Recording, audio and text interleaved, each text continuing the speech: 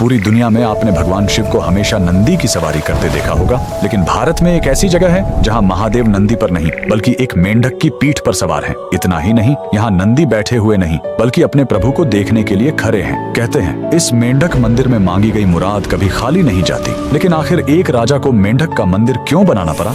कहानी करीब 200 साल पुरानी है, उत्तर प्रदेश के ऑयल रियासत की। वहाँ के राजा बख्तावर सिंह बहुत प्रतापी थे, लेकिन वो कुदरत के आगे हार चुके थे। उनके राज्य में सूखा पड़ गया था, प्रजा पानी के लिए तड़प रही थी और दूसरी तरफ राजा का अपना आंगन सूना था। उनका कोई पुत्र नहीं था जो आगे चलकर गद्दी संभाल सके। राजा पूरी तरह टूट चुके थे। तभी राज्य में एक महान तांत्रिक का आगमन हुआ। उसने राजा की परेशानी सुनी और एक ऐसा उपाय बताया जिसे सुनकर सब हैरान रह गए। तांत्रिक ने कहा, राजन, ये सामान्य सूखा नहीं है, आपको मंडूक तंत्र का सहारा लेना होगा।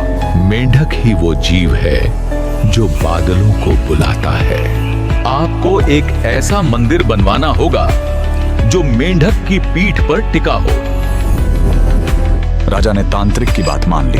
निर्माण शुरू हुआ, लेकिन इसमें सीमेंट या छूने का इस्तेमाल नहीं किया गया। इस मंदिर को अमर बनाने के लिए पत्थरों को औरत की दाल और गुड़ के पेस्ट से जोड़ा गया। जमीन से 100 फीट ऊपर एक विशाल पत्थर के मेंढक की आकृति बनाई गई और उसी के ऊपर यह भव्य मंदिर खड़ा किया गया। मंदिर तो बन गया, लेकिन प्राण प्रतिष्ठा के लिए राजा खुद नर्मदा नदी से पवित्र नर्मदेश्वर शिवलिंग लेकर आए। और फिर वही हुआ जिसका सबको इंतजार था। जैसे ही पूजा शुरू हुई, आसमान में काले बादल छा गए और राज्य में झमाझम बारिश हुई। इतना ही नहीं, कुछ समय बाद राजा को पुत्र रत्न की प्राप्ति भी हुई। आज भी यूपी के लखीमपुर खीरी में यह मंदिर शान से खड़ा है। इस अद्भुत मेंढक मंदिर के लिए कमेंट में लिखें, हर हर महादेव।